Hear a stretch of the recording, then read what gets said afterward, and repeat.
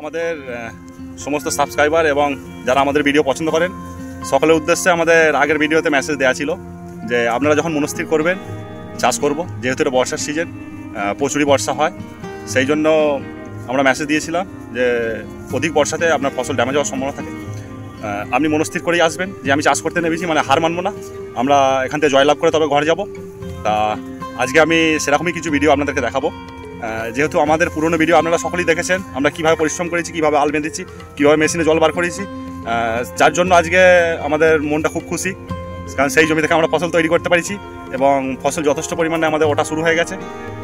ফল দেখাবো যে আমাদের কীরকম গাছে ফল এসেছে, সেই সব ফলের ভিডিও আপনাদেরকে দেখাচ্ছি। দেখুন সারি সারি ঝুলছে।